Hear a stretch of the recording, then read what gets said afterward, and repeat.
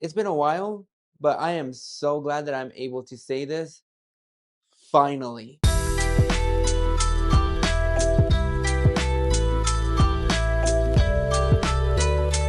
What's going on, everybody? Welcome back to the channel. We're going to be talking about the new Netflix Adam Sandler comedy, You Are So Not Invited to My Bat Mitzvah. It follows Stacy Friedman as she prepares for her Bat Mitzvah, but her plans comedically unravel and threaten to ruin the event. So this movie stars the whole Adam Sandler clan, his daughters Sadie and Sonny Sandler, him and his wife, who appears in basically all of his projects, and Adele Dazeem plays his wife. Now, I know this is a running joke that is probably getting tired, but for me personally, never gonna get tired. And up until I watched it last night, I honestly thought that this movie was a vampire movie. I thought this was Adam Sandler making a Vampire Academy type of movie, and it definitely was not because it had the word bat in there, although that kind of played a part in it.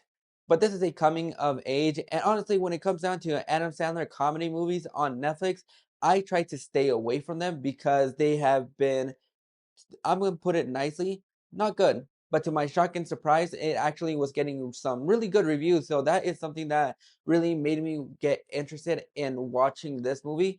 And I will say this, it is a fun coming of age story that I really had a lot of fun with.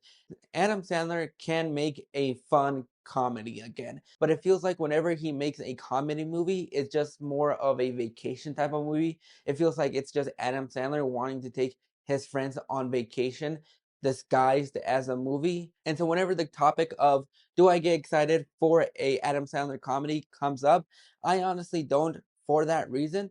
But I think whenever he puts his heart into it, he can make a fun comedy movie like this.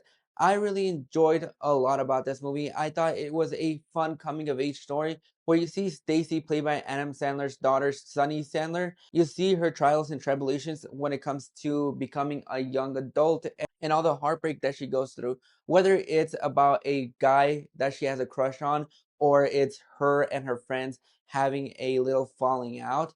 All of those things is what makes this movie relatable to everybody because we've all gone through those stages where we have those feelings for somebody that we either like or we break up with a friend, whether it's in high school, middle school, elementary school, or even in adulthood.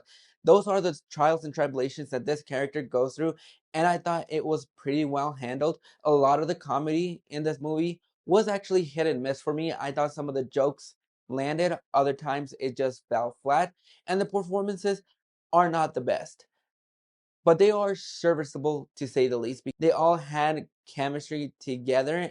You also get some cliches thrown in there that you see in a lot of coming of age stories, but that didn't detract away from the enjoyment that I had because I just wanted to see a cute coming of age story that I was going to be able to relate to, and that's exactly what I got. A couple of the other standouts that I really enjoyed was Adam Sandler's other daughter, Sadie Sandler, and her friend. I thought whenever they popped up, they added a couple of other comedic elements, and I thought they played off well of each other. You buy the little small interactions that they have, but you also have another standout that I thought deserved a little bit more screen time than he actually got in this movie, and that is Dean Scott Vasquez. He plays Mateo, but he has popped in and out of a couple of other films. He was just in Transformers Rise of the Beast as Anthony Ramos's brother, and he also had a very small role in The Heights. And I thought he was just charming as all heck, and I just felt bad for this kid because